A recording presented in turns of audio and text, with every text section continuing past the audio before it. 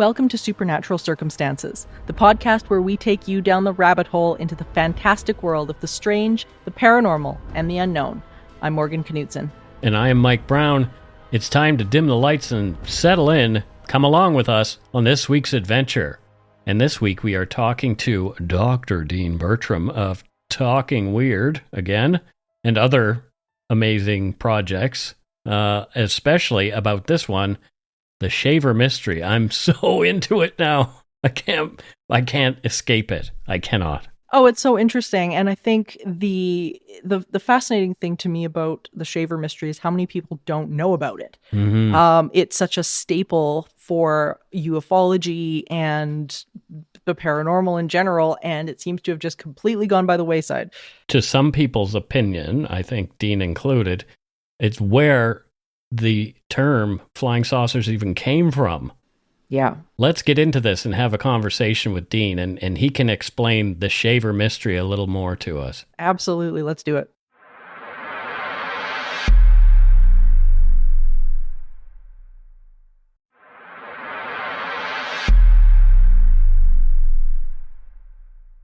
This is great, and what a great story to be talking about today is, of course, the Shaver Mystery. And Dean, we're just so glad to have you back. I mean, it's always a joy to have you on, so thank you for coming. Well, it's a joy to be able to chat to both you, Morgan and Mike. And of course, any day I get to talk about the Shaver Mystery is a good day. Yeah. This is so exciting. This film that you made, I mean, first of all, congratulations. It's been getting airtime at all the festivals and the conferences and has been doing so well. So first, huge congratulations to you. Oh, thank you so much. It's just nice to get it out there. I didn't actually ever plan to do the short because I'm making a feature, which is this kind of I guess, cribbed from and designed to be a standalone short. But sure. But I originally just thought I'll do it in front of a test audience where I have a captive audience at a festival I run called Midwest Weird Fest in March. I just wanted to play the segment and see how it played. And it played really well. And then I thought, maybe I should start festivaling this while I'm still finishing the feature. And yeah, it seems to be really well received, which is excellent. I'm glad people are enjoying it. I think that one of the reasons is so few people know about the Shaver Mystery. And it's so important, but it's kind of been forgotten. Oh, it's hugely important. And the short is so good. I can't wait for you to finish the feature because it's so interesting. How did you come across this? What was your interest in this that got you really hooked into this story? Yeah, that's a great question. Originally, when I wrote my PhD dissertation on the history of American UFO belief back in the day in Sydney, Australia, I kind of concurred with people like John Keel and the arch skeptic Donald Menzel, and even various FBI documents from back in the 40s. And all of these people essentially said that Ray Palmer and Richard Shaver essentially created modern UFO belief, or they laid the way for it with the Shaver Mystery, because the Shaver Mystery was kind of proto-UFO belief and was still front and center in the pages of America's most successful science fiction pulp magazine, Amazing Stories, when the flying saucers erupted in the skies of America. And to Palmer and to Shaver, that was justification for the science fiction stories, which they billed as true stories they'd been running for the last 30-something years in the pages of Amazing. So I was interested in it academically, and I certainly wrote about it to that extent within the pages of my dissertation. But then, in a very strange coincidence, or perhaps more likely what Jung would call a synchronicity, over a decade or two later, I found myself living where I still do live now, in central Wisconsin. And that had nothing to do with what I'm about to say. It wasn't Ray Palmer and Richard Shaver or my interest in them that made me move to the middle of nowhere. But I used to do another show on the Untold Radio Network. I still do a show called Talking Weird, which you've guested on a number of times, Morgan. But I used to do a show with my co-host and good friend Jason McLean called Mysterious Library. And every week we talk about, a paranormal book or a movie or a magazine article. And one week we'd always be, throwing around ideas. I said, hey, let's do the Shaver Mystery. I haven't even looked at that for, decades. And so I pulled out all the old Shaver stuff and I started to listen to an old Long John Nebel radio show, which was archived online. And Long John Nebel was kind of the Art Bell of the 50s into the 60s. He ran a late night talk show out of a major channel radio station, rather, in New York City. And he had all the type of UFO-y weird people on. And this episode, he was talking to Richard Shaver and Ray Palmer. And in one of the type of commercial breaks, I guess, Long John says, and joining us live from Amherst, Wisconsin, we have Ray Palmer and Richard Shaver. And I thought, how far is Amherst from where I live? And I'm kind of still newish to here. I've only been here for a decade, so I vaguely know my surroundings, but I don't know every town in every direction for an hour or something. So I just plugged, Amherst, Wisconsin into Google Maps, and it was like a back road commute from me. It was like less than an hour away in the Oh, neighboring wow. county. And this is where these guys both ended up. Shaver moved on later, and that's another story we might get to. But after Ziff Davis, the publishers of Amazing Stories, essentially told Palmer that he couldn't publish the Shaver stories as true fiction anymore for a number of reasons we can also get to. And when they also refused to let Palmer do his All Flying Saucers issue, which he wanted to do because he'd done an All Shaver mystery issue on the very eve of Kenneth Arnold's sighting, they were also going to move the publishing enterprise from the Midwest. They were based out of Chicago, Ziff Davis moving it to New York, and Palmer didn't want to do any of those things. So he developed an exit strategy. Part of his exit strategy was launching Fate magazine, which is still on the newsstands today, Sure. another science fiction magazine called Other Worlds, and also moving with Richard Shaver to rural Wisconsin. And so they both pulled the plug and ejected, and Palmer first started these magazines while moonlighting, and he even used a different editorial name so he could keep working for Ziff Davis and not annoy them. And then when he wanted to, he jumped, and he and Shaver both moved to down the road from me, where the mystery kind of continued and went to the next stage as well. So I'm really curious for the listeners who aren't familiar with the Shaver mystery, what is it? What is the Shaver mystery? And who was Richard? Yes. It's hard to say where the beginning is for this story, but let's start with Richard Shaver's contact with Ray Palmer. So Ray Palmer is the editor of, again, as I mentioned, Amazing Stories, at the time America's most successful pulp magazine. And Ray Palmer had bought it back from the dead, really. The magazine was essentially failing when it had been bought at a very cheap price, I believe, by the publisher, Ziff Davis. And they trusted Ray Palmer, who essentially then was just somebody who ran fanzines and had run a couple of stories in pulp fiction magazines himself. They trusted this guy on recommendation from someone to be the editor. And he drove this failing magazine from a circulation of, I think, something like 20,000 up to about 135,000. But then something happened which drove the circulation even higher. Richard Shaver wrote a letter to Amazing Stories, and I think the winter of 43, 44. And he wrote saying that he had discovered this pre-diluvial language, which essentially was based on the characters of the English alphabet, but that each character had a specific meaning. And so you could deconstruct words by kind of looking at what each letter actually meant. And when it arrived at the Amazing Stories offices, one of Ray Palmer's assistant editors, Howard Browne, who was responsible for the mail, was reading it out to the office and kind of laughing at it and saying, here we have this another crackpot, and scrunched up the paper and threw it in the trash. Ray Palmer was listening, and he walked over to the trash can, fished out the letter, flattened it on Browne's desk, and said, run this whole letter in the next issue. And Browne said, I know you have much more editorial experience than I do, but I'm curious as to why you want to run this crackpot letter. And Palmer said something to the words of, oh, one day you'll see.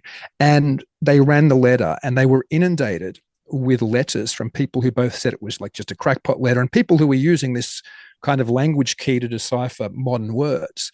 And so it became quite a stir in the letter columns of Amazing. In the meantime, Palmer contacted Shaver, I believe, and said, send me anything else you've got.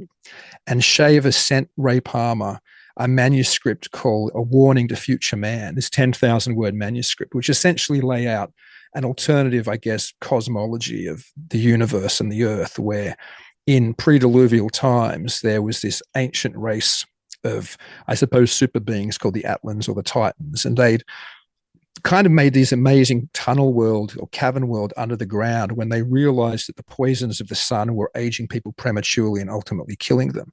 So they all went into the caves, but then eventually they realized the sun's rays were still penetrating into this cavern world beneath the surface of the earth. So most of them fled into deep space in advanced spacecraft where they could escape the poison of the sun's ray. However, the sun's rays. However, the people they left behind, Richard Shaver called abandoned Darrow, and the abandoned Darrow essentially stayed in the caverns and took control of this incredible ancient technology and mech that was left behind by their masters or the ones who had gotten away.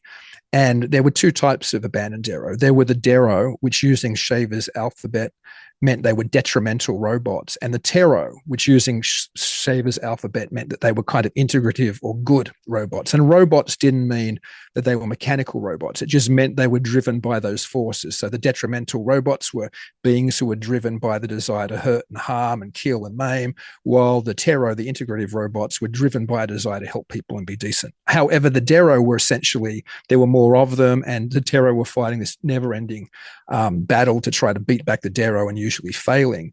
The abandoned Dero who stayed on the surface were essentially us, became essentially humankind. And so beneath the surface were these other advanced races with essentially flying saucer type technology and these machines which they could point rays at the surface and cause all kinds of trouble. They could cause accidents. They could cause planes to crash, cars to crash. They could send messages into your mind. They could read your mind. They could just pester anybody that they wanted to destroy. And sometimes the Dero would come to the surface and capture people to use as slaves or to use as a food source. So in this letter that Shaver wrote this letter to Palmer, or this manuscript, and Palmer immediately realized the value of it, but he wanted something which would fit more into the pages of Amazing Stories rather than just this kind of thesis. So he reshaped it and crafted it into a story called I Remember Lemuria, a 30,000 word story, which he ran in a 1945 issue of Amazing, with the cover art and with the claim that this was a racial memory story. So Richard Shaver never said it was racial memory, but Palmer knew two things. That when he put Lemuria on the cover of Amazing Stories, it sold really well whenever he used that title. Shaver never called it Lemuria. And when he talked about racial memory, it was kind of hot in New Age circles and it sold as well. And so this thing went crazy. When they ran this story, it was a furor. It drove the sales of Amazing from 135, which Palmer had already got it to up to 185. And by the peak of the Shaver mystery, because Palmer kept pushing this as the major cover stories and the major content of the magazine for the next 2+ years, he got it up to 250,000 circulation. So then these stories, although they were kind of written as science fiction, were always said to be based on Richard Shaver's own experiences. And in the second story, after I Remember Lemuria, that Shaver wrote, the second one was called Thought Records of Lemuria. And in that one, Shaver writes an introduction saying, this isn't racial memory. I've had the experiences myself. The things I know from the distant past are because I've been to the caverns and I've been able to plug myself into the thought records they have down there. So then in science fiction fandom, there was this incredible kind of backlash because the fans hated the fact that this, I suppose, proto flying saucer, new agey type stuff was being sold in their beloved sci-fi magazine as true.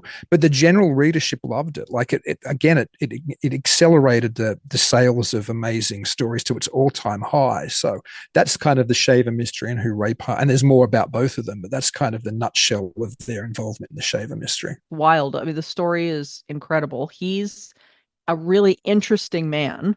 And we'll get into that in a little bit because his history and story is wrought with a lot of issues and tragedy and so on and so forth. But we'll get to that in a sec. The term Darrow and Tarot we have heard before in a prior episode, Mike, of Supernatural Circumstances, which was the Underground Terror, the strange tale of the Cabbagetown Tunnel Monster. That's right. Yeah. That came up by a strange fellow who came forward after a creature was sighted in the Toronto tunnels in an area of Toronto called Cabbagetown. A stranger named himself Commander X that said that Adaro was the responsible for the sighting of the Cabbagetown Tunnel Monster here in Toronto. So that sort of came up.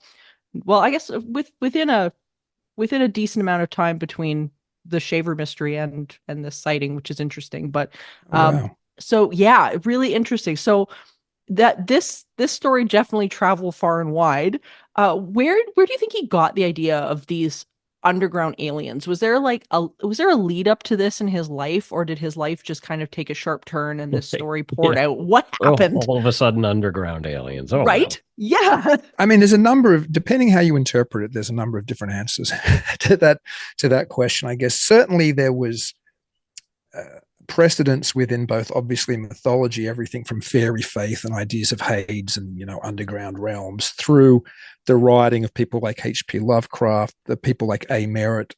Shaver recognized A. Merritt, who was an influence on Lovecraft as well. In his second story, he said, that I'm writing about the same things Merritt wrote about. Merritt wrote about underground civilizations as well. And Shaver went so far as to say Merritt just must have disguised them as fiction as well, because it's what the underground world really is like. Merritt must have had these experiences. Nobody really remembers Merritt anymore, but that back then he was probably more famous and more significant than Lovecraft. So there's that idea that was Shaver influenced by things that he'd read. Ray Palmer, who was obviously perhaps Shaver's greatest champion. And in some ways, they had a contentious relationship at some stages of their relationship, but for most of it, they were very good friends. Shaver suggested that Richard Shaver had these experiences, but for a number of reasons we can get to, we know he couldn't have had some of them physically, but Shaver had been influenced by a number of spiritualists and a number of New Age ideas, particularly a kind of New Age Bible from the 19th century called Owaspi. And Owaspi talked about these different spiritual good and evil creatures and, these kind of cosmic battles between them. And Palmer was quite convinced that, or at least at stages he said he was convinced, that Shaver may have actually been interacting with these creatures. However, to put Shaver's point forward, Shaver refused Palmer's interpretation and refused that he'd ever been influenced by anything. To him, he always, and whether you believe his experiences were physically real or not, Shaver never recanted. To Shaver, this was the guiding force of his life from when he first started hearing the voices in the 30s all the way up until when he died in 1975 in Summit, Arkansas, where he still had experiences with the Darrow. And the latter part of his life, from about probably the mid to late 50s to 75, he would excavate rocks, which he would slice and do art from, and claim that within them there was secret art and really even photographs, he would say, from these ancient people, that they projected it into the rocks, and he could prove the existence of these pre-deluge civilizations. So Shaver, if he was saying, if you asked him, where did you get this from? He'd say, because I've been to the caverns, I've had the experiences. And he never recanted on that. So it's interesting. Or of course, this is, I guess, the big spoiler, but it's important that we talk about it. Shaver did spend a considerable amount of time in mental institutions with what sounds like it very well may have been a genuine type of psychopathology, likely schizophrenia. And his experiences of feeling that he was having beams projected at his mind and that these group of evil beings were interfering with him with their machinery was not unknown in the history of psychiatry even then. It's something called the influencing machine model. And it's not common, but it's not unknown that people think malicious forces are pointing rays at them and beaming messages into their head and impacting the reality, around them. So Shaver certainly, if you're going to do some type of, psychological or psychiatric diagnostic or, diagnosis on him, he certainly fits within that model as well. Yeah, and these particular stories about, or maybe in his case, delusions about the underground civilizations, what's interesting about these types of delusions, and what I think is frustrating probably for family members and for psychologists alike, is the fact that nobody can go down there and say they're not there. And it's really kind of a foolproof story in a way, because nobody can go down and check to see if there are aliens down there. You're right. We don't know. And so that can be frustrating. The rock photos I want to come back to a little bit, because this was not just a couple of rock photos. This was hundreds and hundreds of these photographs that even his wife was actually bringing him rocks and saying, look at these rocks. So it seemed like there was a lot of enabling going on around his stories and his theories that there were these pictures in these rocks. I was looking at some of your video, Dean, where the one collector that you were fortunate enough to interview was looking at these photographs, and it's very much pareidolia. They were seeing faces, and of course Richard was drawing these faces, based on what he was seeing in these rock formations. Can you talk about that a little bit? Sure. That collector is Brian Emmerich, who was actually one of the producers of the film. He's the world's major collector and holder of Richard Shaver artwork and ephemera. His collection is just staggering. Like, for me to go there as somebody who'd been interested in years for this to where he holds his collection, it was mind-blowing. But yeah, certainly as far as so the rock art, you're right, it was his wife Dorothy who originally in down the road from me in Lanark, Wisconsin, which is just kind of the outskirts of Amherst, his wife had picked up some pebbles, not big rocks, which Shaver later got into, just some pebbles, and had said, "Oh, these have tiny figures and tiny faces in them." And apparently Shaver didn't pay any attention to them at first. He just left them on the desk. But a week or two later, he looked at them, and lo and behold, Shaver could see that there were what he thought were tiny figures and tiny faces in it. So he began, I've spoken to multiple people in Amherst now, including Ray Palmer's son, who knew Richard Shaver, including another man who now lives in Ray Palmer's, the gorgeous house Palmer built there, who also knew Shaver. And Shaver actually worked sometimes when he was down in his luck for this man's family, and clearing rocks of all things out of fields. And this is the great irony, perhaps, of the whole Shaver mystery, I guess part two, the rock fogo, that's what he called the art, Shaver called his rock art, is that I only found out this later, but the area where they both bought their farms, Richard Shaver and Ray Palmer as neighbors, is notoriously known in the area to be difficult farming land because there are so many rocks that just keep getting driven up through the soil forever. So farmers have to just continually be picking rocks out of the fields. So Shaver would take on jobs where he would pick rocks out of fields. And the local farmers would just think, this is what I've been told by, firsthand witnesses, would just think it was ludicrous that here's somebody who was so fascinated with these things which annoyed them so much. But sure enough, according to Shaver, he began to find more and more images within these. And you're right, there is clearly that pareidolia type bend to it. But it also, there's something incredible about the artwork that Shaver was able to make from these rocks. So he would, cut these rocks, think he saw things, and then do a very elaborate process of projecting the artwork or the rock slice that he'd cut onto canvas, and then doing various different art techniques, including dropping like glue flakes on it. And apparently he would bang on the floor of his shack sometimes to get the attention of the Darrow to help him with the artwork. And he made these incredible paintings, and he did incredible drawings as well, which have essentially been recognized in the last probably 20 years as incredible outsider art. Like they've had Richard Shaver showings now in major galleries in Los Angeles and New York, which is incredibly ironic because he could hardly get anybody to be vaguely interested in his art when he was alive. But Shaver never presented it just as art. He presented it as somehow justification for something he'd been talking about for decades in the existence of pre-deluge civilization. So I think the artwork aspect of the story is as interesting as the original part of the mystery itself, how this man who had been institutionalized never gave up on what he believed. Like, it's not like he came out of an institution and thought, okay, everything I thought I was mad about. He came out looking for ways to prove it, So I don't know if that answers exactly your question, but I think it gives some more depth to the history of his art and the importance of it to him. Yeah, no, it does answer the question. And I think it's interesting throughout my years of interviewing people and seeing both sides of the coin of genius many times, is that so many of the people that do have a sort of one foot into the physical world and one in the other, so to speak, it seemed to sort of hover on that line of mental illness. There seems to be a little bit of a parallel there of many people over the years, especially in art. I mean, I'm most of my life is spent with artists and production people and whatever, and every single one of them is slightly off kilter. And usually they're the best people.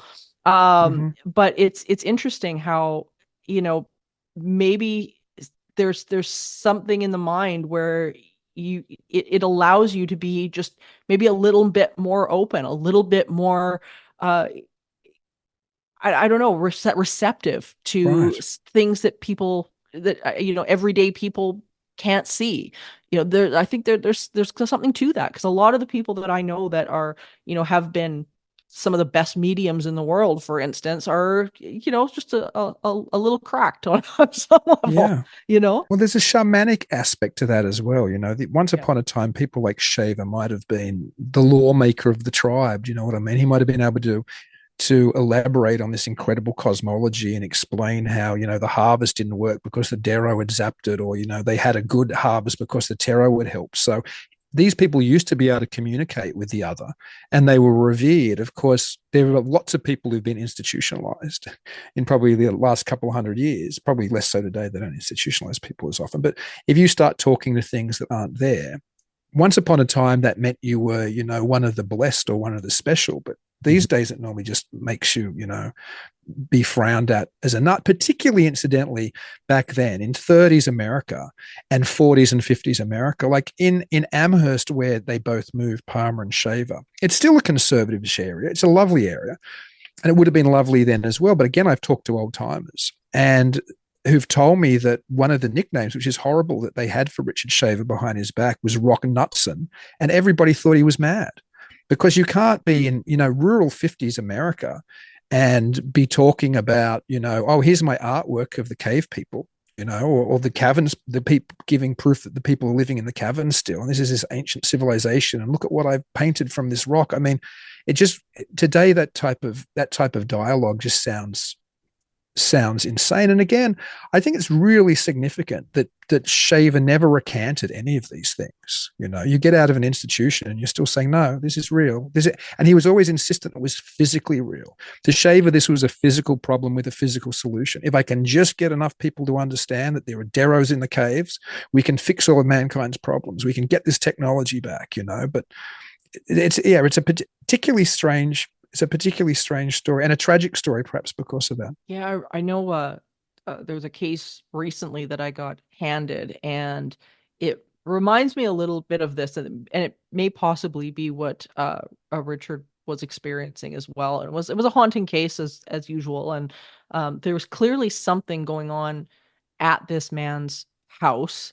There was strange things that were happening. There were witnesses to what was happening. There was something going on at this particular residence, except he ended up picking up a CCTV camera. And for those listening who don't know how CCTV cameras work, these are the black and white security cameras that you often see put up around houses and outside and whatnot. And what they do is people think that they're motion sensitive, and they're not motion sensitive, they're heat sensitive. So they actually pick up on all sorts of crazy things, whether it be triggered by, air currents or, tiny threads or dust, all sorts of things. As long as there's sort of a heat signature, these things will turn on. And he ended up capturing everything that I would expect him to capture with one of these cameras, which was everything from this tiny thread that was kind of blowing along in the natural air current of the house to the dust orbs coming through the walls. And immediately, because he had actual things happening to him, immediately said, this is it. This is the proof. And it discredited everything that he possibly could have come forward with to testify, because it was like, oh, well, we know how that works and we know what this is. So everything else that you must be saying must be wrong. Do you think maybe that might be what happened to Richard as well? Is just that, when he came forward with these rocks, and to me it was clearly pareidolia. Mm-hmm.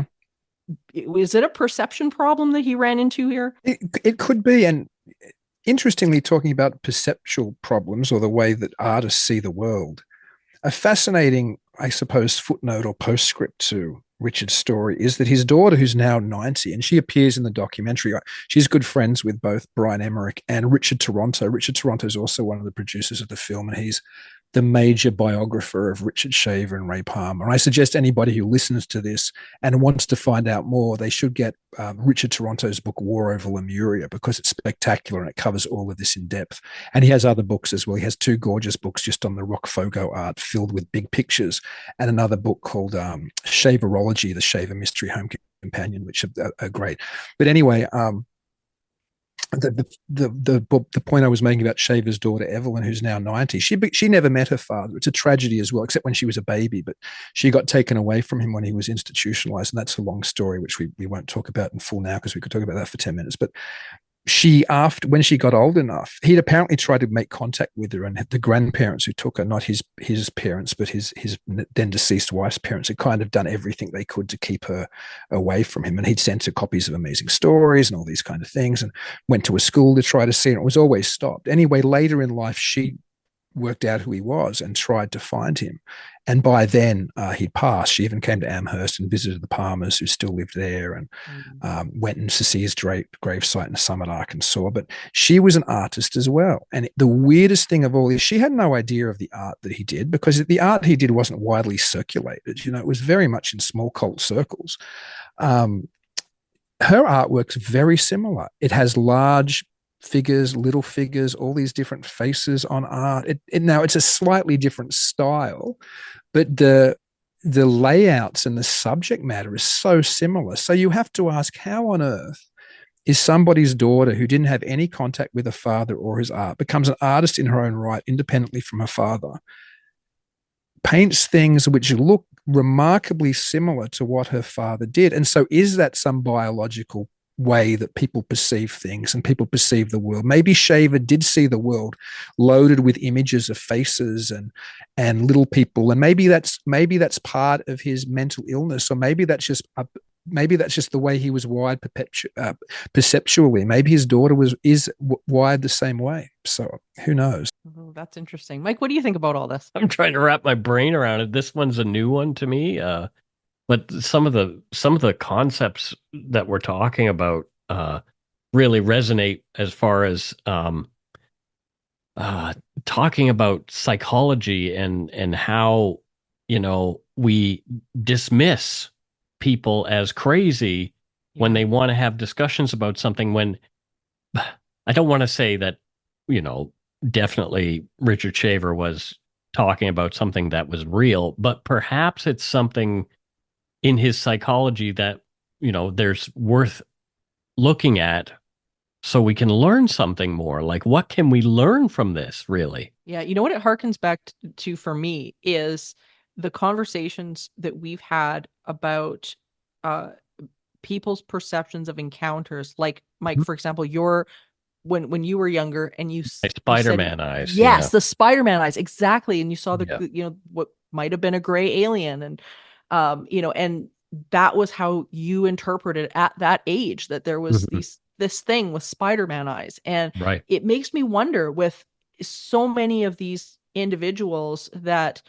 maybe are stigmatized or labeled with mental illness or anything else, is that they are experiencing something, but then because the label seems out there or strange, or maybe there wasn't a civilization that was You just write them underground. off. Yeah. Exactly. Yeah. But maybe he was experiencing something like some sort of psi activity or something like that. I mean, it's so interesting to think about. Yeah, you can't. I think because he stuck to it so long, there almost seems like it had to be something experiential, right? Whether that was just a psychological issue or whether that was based on something that he experienced in some, at least to the sense that something was exterior to him or something wasn't part of his own psyche. But then you start to feed into obviously more complicated psychological ideas, like, the idea of a collective unconscious, the idea that we're all plugging into these kind of bigger archetypes, and we're all floating on this psychic sea and occasionally bumping into different imagery. And perhaps that's what the Shaver mystery can teach us to a degree as well, that maybe this is somehow how some myth cycles are kind of started. Maybe somebody like Shaver, if they were taken seriously, there could be a whole group, and there really aren't a lot of people who subscribe to Shaverism anymore, but there were some. There was some back when Amazing Stories was running. They got an awful lot of letters saying, we've seen the Darrow, they've talked to us, we've seen them in the cavern. Like, it was something that started. But maybe this is how some other beliefs have started. Maybe there are individuals who have a better connection with those archetypal models, and then when they explain them to people, they ring true, and then mythologies get built around this one individual's or a group of individuals' archetypal experiences. And I think the reason the Shaver mystery did resonate so hard at the time is it is loaded with a lot of things which other mythologies have. The most obvious, of course, being beings under the ground that mess with us. I mean, that's as old as human history.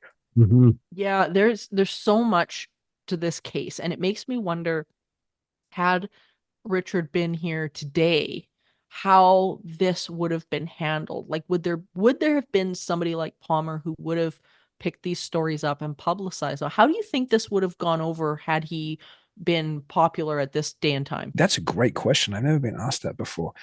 Well, it's interesting that then he was lucky that he found Ray Palmer, really, because Ray Palmer was obviously an influential science fiction editor, but he was also interested in the Fortean and the weird. There weren't the type of paranormal outlets, at least in broader popular culture back then. Don't forget, Palmer eventually launches Fate magazine a couple of years after or a few years after the Shaver mystery starts. Before Fate, there wasn't really any major magazine on the newsstands talking about this stuff. Really, Fate's just Palmer taking all the Fordian stuff out of Amazing Stories and running it, in his own magazine when he leaves. But today, I think, like even what we're doing now, today, if Shaver had wanted to get his message out, there might have been a more receptive subculture in the paranormal that might have been happy to hear it. Like then the subculture of science fiction, which was incredibly small then. When we talk about science fiction fans today, we think of Comic-Con and all these sci-fi conventions and hundreds of thousands or millions of people around the world who are sci-fi fanatics. Back then, people read science fiction like they read Western pulps or detective pulps.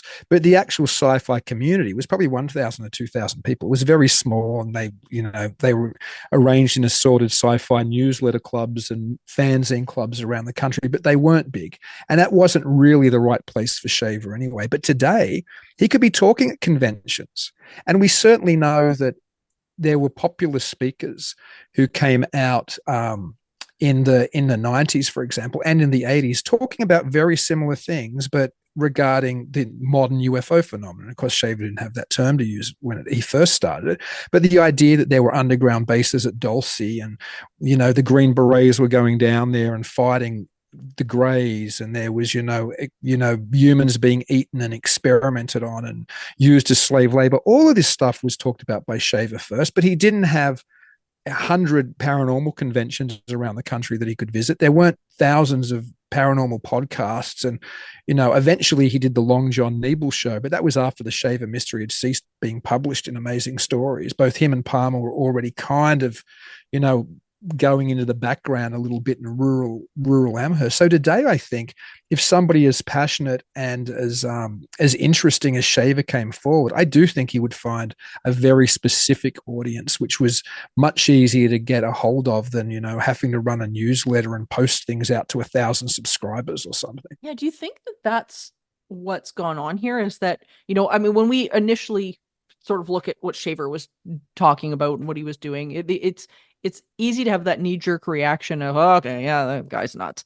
But when you reframe it and you phrase it as you just did, now we've got shows that are looking at things that are secretly underground, like The Secret of Skinwalker Ranch, for instance. Like there's shows and whatnot that are out there that we don't call them Darrows and Taros, but at the same time, like you were saying, that narrative is still there. Has it just evolved? Has what Richard Shaver started just evolve into what we're seeing now on TV and things like that?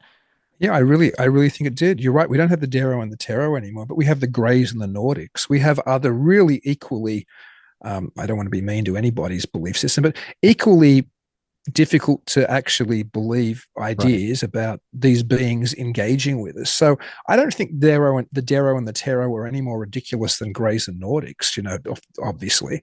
But I think what happened is that, yes, in the lead up to Flying Saucers, and this is probably an important point to make, the Shaver mystery was so popular. People like John Keel again suggested that when circulation was like 250,000, there were probably a lot more people who were seeing the imagery on the covers and on the back covers, and also magazines get traded, particularly back then, between family members and friends and at doctors' surgeries or wherever, right? So probably the readership at the height wasn't just the circulation of 250,000. It was probably millions of Americans had been exposed to the Shaver mystery. Certainly major magazines like Life and like Harper's also were talking about it and ridiculing it, but it was out there in kind of common parlance. And then in June of 1947, when Palmer had published the all-Shaver mystery issue of Amazing Stories, and most people will say, well, the magazine was already almost the all-Shaver mystery anyway, because it's what Palmer had been focused on for 2 years. But they ran an issue which was actually called that, and every single piece in that magazine was either written by Shaver or written by people talking about Shaverian-type phenomena. And that was the June 1947 issue. And in that issue, a famous Fortean of the day who regularly wrote for Amazing Stories called Vincent Gaddis wrote a piece called Visitors from the Void. And essentially what that was, before the term flying saucers had been used to mean vehicles from outer space, so he didn't have that term, he was essentially looking at reports of strange things seen in the skies which he believed were from elsewhere, hence visitors from the void. Now, this is on the newsstands in June of 47. It's the June issue. So it had already been on long before Kenneth Arnold was flying his plane near Mount Rainier and saw those 9 crescent-shaped or strange metallic objects flying through the skies, which got rephrased as flying saucers in the press, and then the flying saucer era was born. Now, when that happened, both Palmer and Shaver essentially said, aha, here is the proof of the Darrow and the Terror. We've been talking that they've got this technology under the earth, and we've been talking about they get visited by people from outer space. This is the proof. So much so that Palmer reached out to Kenneth Arnold and hired Kenneth Arnold very early on to go and investigate another story that fell on Ray Palmer's desk, and that was the Maury Island incident, which is essentially the proto-UFO crash even before Roswell, where basically some men on Puget Sound, which is between Maury Island off the coast of Seattle, were out salvaging logs, and they saw this flying saucer. It was actually a flying donut because it was hollow, spew metal into the harbor and onto their boat, and it killed their dog and it injured one of their sons. And then they packed up some of this material and shipped it to Ray Palmer. And Ray Palmer said, who am I going to get to investigate this? Well, it's obvious. He's being a Barnum. Also, he's quite Barnum-esque, so he understands a good story. If I get Kenneth Arnold, who's currently the hot UFO witness, to go and investigate this is a story. So he hires Kenneth Arnold, and Kenneth Arnold goes to Maury Island. And this is a story where Men in Black come out of, and where the first talk of a UFO kind of cover-up and conspiracy, and 2 Air Force officers die who investigate the story. Anyway, it's a crazy story. But there you see the transformation of the Shaver mystery. And incidentally, one of the men who gathered the materials that sent to Palmer, Fred Chrisman, had also written amazing stories before, and they'd published a letter by him saying he'd fought the Darrows in the caves during World War II. So we're already seeing this transformation of some of the major players of the Shaver mystery into UFO belief. And then Ray Palmer writes the book with Kenneth Arnold called The Coming of the Saucers, which is one of the first major UFO books. It's the front cover of the first issue of Fate magazine, which many of your readers are probably, or many of your listeners are probably familiar with. So you literally see these same figures transform their interest into flying saucers. And it's not that Palmer dropped the Shaver mystery altogether, because far from it. And he republished it all later when he was in Amherst in a wonderful 16-volume set called The Hidden World. And in many of his other magazines, he ran stories on it too. But he understood this was the transformation, and Palmer becomes the predominant, I suppose, proponent of flying saucers in American culture at the time. He had the biggest circulated UFO magazine called Flying Saucers. He had Fate magazine where it was frequently on the cover. He just beat the drum for this. And this is what John Keel said again. It was Palmer who beat the drum for flying saucers when it might just have been a silly season headline grabbing kind of story, like a lake monster or something story. Palmer beat the drum so hard and beat the story about things like Men in Black and government cover-ups and all this other stuff, that you really can see the Shaver mystery and the players behind the Shaver mystery move into flying saucer lore and evolve flying saucer lore. And as John Keel said, Ray Palmer was the man who invented flying saucers. And that's the title of my feature documentary, which the Shaver mystery, the short, is taken out of, because there's a very clear line in this kind of movement of belief systems. It's fascinating. I mean, you can tell I'm obsessed with it. It's what I think about every minute of the day almost. It's nutty. Because it is interesting. And when you get into the psychology of this stuff, and I mean, Mike, we've talked about this so much, is that there is a running thread. Like, you can find, maybe not necessarily the beginning, but you can at least find close to the evolution of where these things have either come from, and the role that our own consciousness plays in projecting into what we're seeing, how we're interpreting what we're seeing, all of these things. And we share the same passion that you do about this stuff, because it's so wild.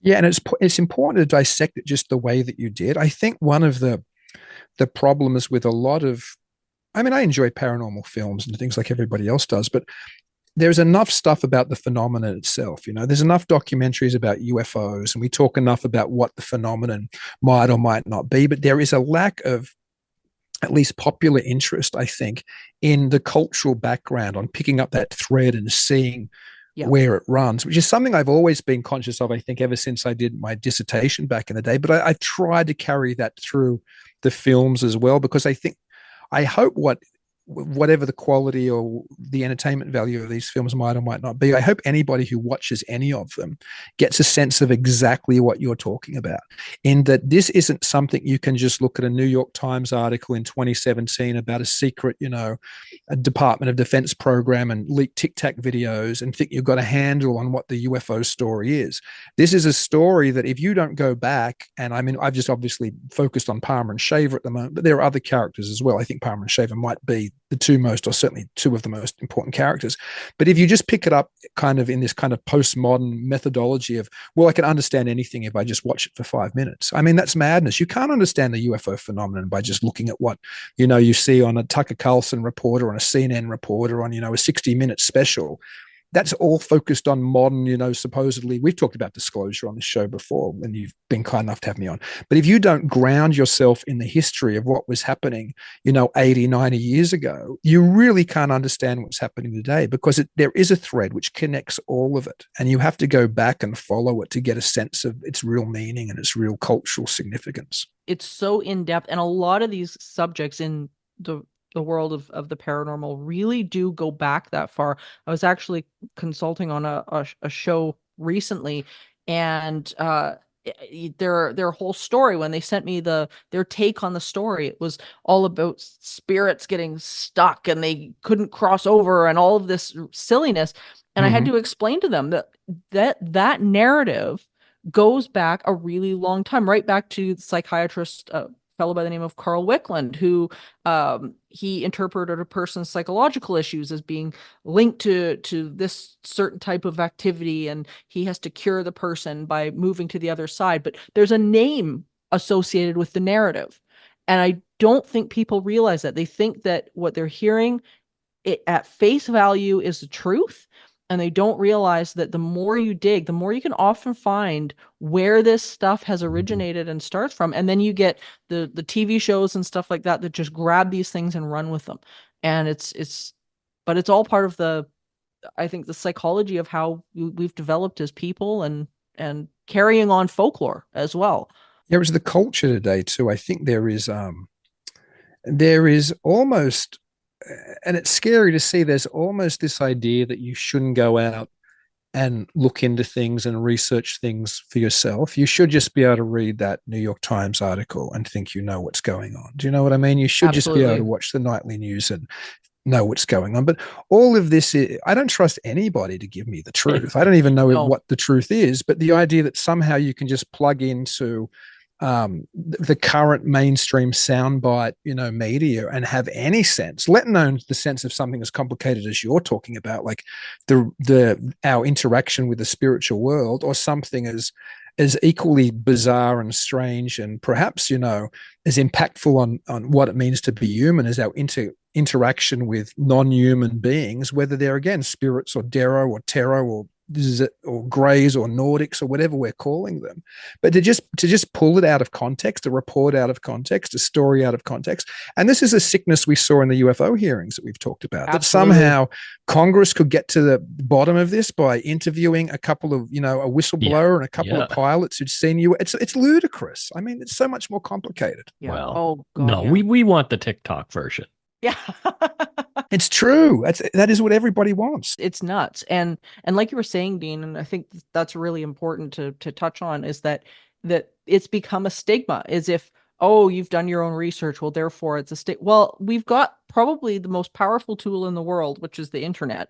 And we need to use it more often, and have that critical thought and begin to dig into these things, and not just accept what we're told on face value. Because like you were saying, what oftentimes what we're being fed, with whatever agenda or story we're being fed, is just that. It's feeding clicks or likes or whichever. And we need to be very, very careful about what we're being sold, because no issue is that simple, really. It can come down to there are stories that, regardless of where you stand on any issue, whether it's the supernatural or politics or culturally, there are stories which just don't get touched, which are important stories. Yeah. And in a way, the Shaver Mystery is one of those. It had its run in the sun, and then Ziff Davis decided to cancel it. The two owners of the publishing company that owned Amazing Stories, and Shaver ends up going from a pop cultural phenomenon to dying penniless,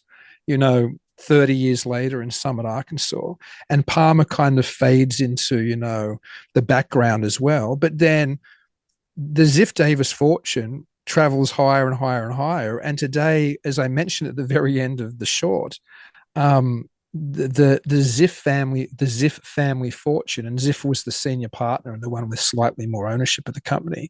The Ziff family now one of America's richest families. They're worth $18.5 billion. Wow. So the people who control the narrative are the rich people. The people who had the narrative, like, you can't say this anymore, die in obscurity and poor, So it's like, well, and whether the Shaver Mystery was true or not, it still goes to show how the people with the money and the people who run the media empires control what people do and don't hear. Oh no, absolutely. And I mean, and we see it repeated over and over. I mean, even whether it be, like you're saying, politics, the news, paranormal shows, all of that kind of a thing. It just seems like, I don't know. Do you think, just sort of to put a bow on all this, do you think as a whole that area of society has kind of lost its way?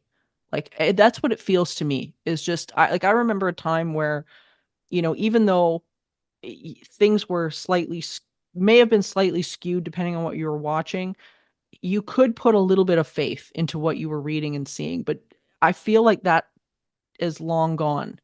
Is that just me? No, I think we know we've been lied to so frequently by the corporate media that you would be foolish if you thought that was where you should get. I'm not saying don't get any of your news from there and compare it, but it would be foolish to go, I trust what, a couple of corporations who own everything want to tell me is the truth.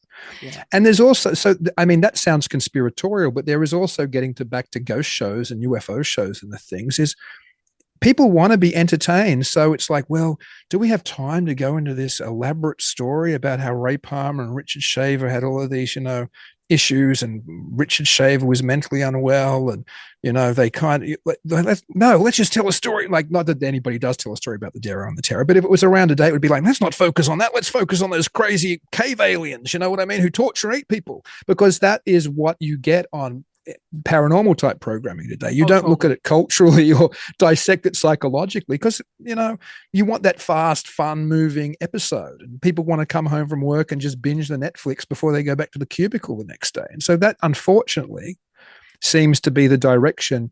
And sometimes it might be political, and sometimes it might just be because they're serving up the entertainment that they think people want. The Ghost Bros. They go, well, I don't know. I completely agree. And I mean, I definitely see it whenever I'm filming TV shows. If I present an explanation, most of the time it ends up on the cutting room floor if if it's not what they want to hear. So, but Dean, this has been amazing. Thank you so much for talking about this, because we want to know about the Shaver Mystery, damn it. And we can hear more. I damn well know our listeners want to know more about the Shaver Mystery. So there's that. And they can hear more from you on the Talking Weird podcast. Is that every week? That's live every Tuesday night at 9 p.m. Central on the Untold Radio Network. And you can watch that for free on YouTube, or listen to it, or on Facebook or X or Twitter or whatever the devil it's called now, or catch it later on any podcast platform. I would also encourage anybody, again, who's interested in the Shaver Mystery to get some books by Richard Toronto. Start with War Over Lemuria. That's the one I'm looking at right now. It's so good. And people who want to see the film, just quickly, this month it's screening, and this month in October, I'll just rattle off some festivals, and people in the area might know them. Please it's screening at Sydney Underground Film Festival, Northwest Flying Saucer Film Festival, Film Quest, H.P. Lovecraft Film Festival, Brooklyn Sci-Fi Film Festival, Arizona Underground Film Festival, the Underground Documentary Film Festival, Milwaukee Paracon, where I'll also be presenting it, and I'll be doing a talk afterwards, the Black Sunday Halloween Festival in Essex, and the Fortean Film Festival, which is also in the UK. And that's just the September-October screenings. If they want to find out more about the screenings, they can go to theshavermystery.com. That's theshavermystery.com, and that will just take you to the Facebook page for both the feature and the short. And I always list all the screenings coming up there. It's so good, guys. You have to see this. This is such an interesting case, and it really does ground a lot of the ufology knowledge and narratives that have been floating around and have been popularized over the years. It really does put some dots together. So I highly recommend going to see it. Dean, thank you so much. This has been great. Well, thank you. It was a great joy to talk to you, Morgan and Mike, as always. Thanks, guys.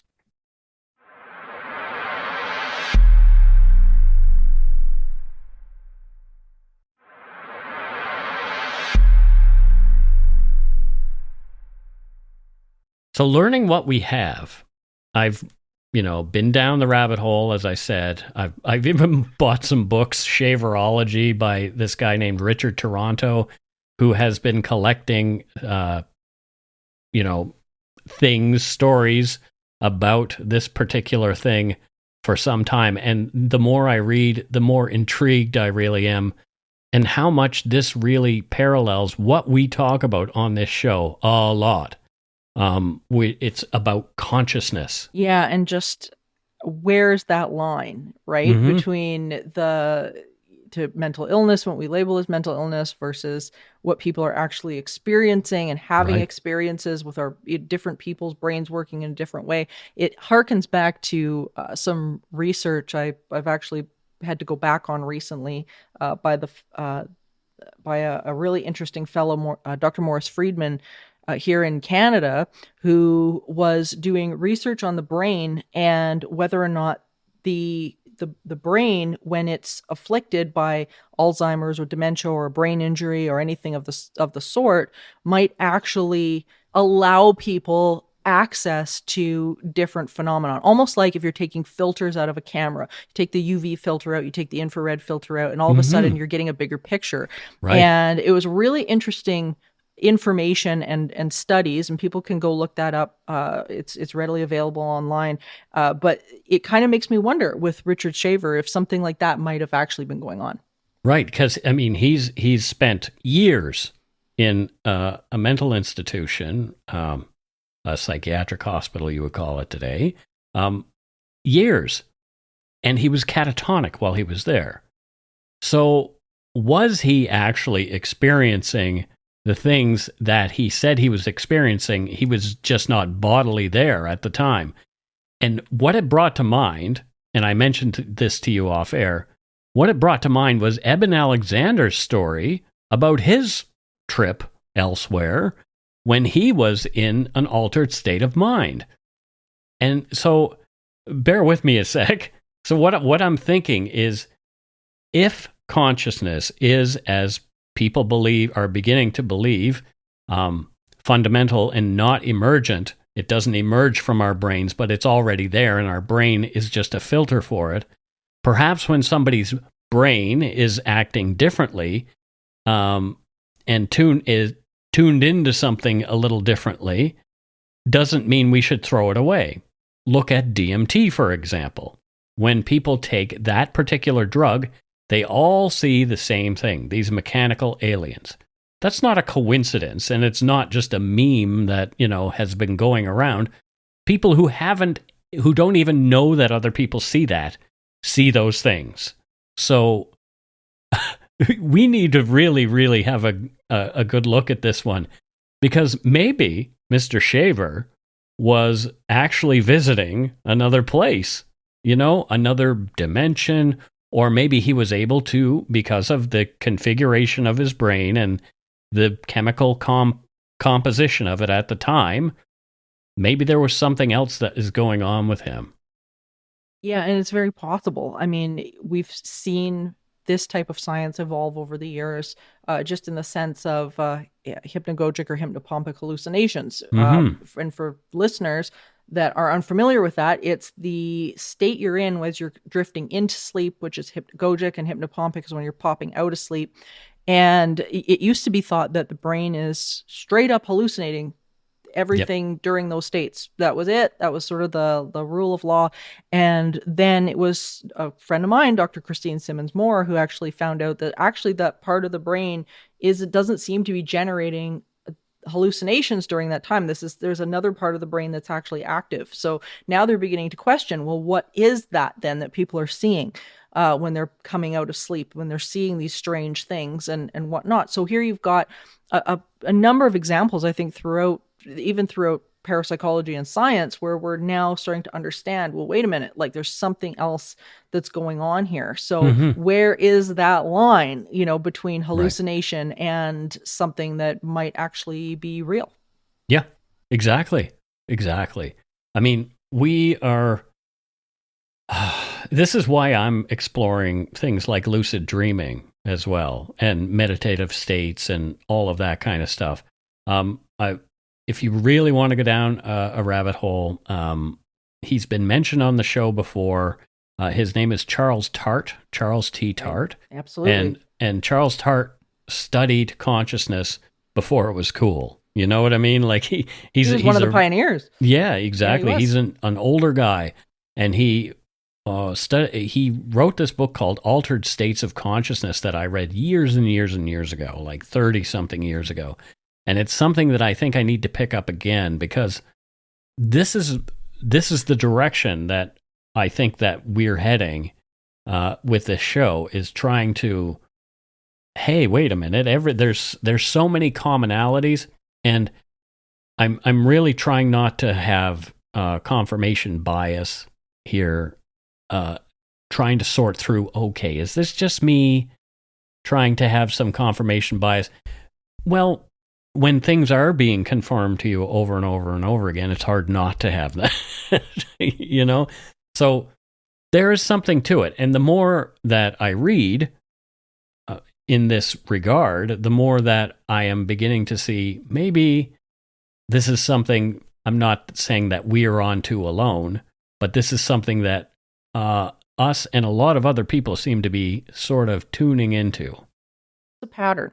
And after a while, you have to begin to just acknowledge patterns, and that's part of what it is you do as a researcher. This is something that we're seeing over and over again. And you're right, it's not just us. There's scientists all over the world that are seeing this exact same pattern and trying to figure this out. And I think it's just a matter of time before people start to come together with these ideas. And it's exciting that we might be a piece of that puzzle. That leaves us all a bit to think about. Holy smokes. Just a little bit. Yeah. So thank you for joining us on this wacky, eerie, strange, bizarre, out there expedition, dear listeners. And remember, there is no line between the natural and the supernatural. All is consciousness. Until next time, stay curious, friends. Supernatural Circumstances is a co-production of Entity Seeker Paranormal Research and Teachings and Good Egg Studios. This podcast is a part of the Curious Cast podcast network. Theme music by Corey Johnson of Catalyst Records in Edmonton, Alberta.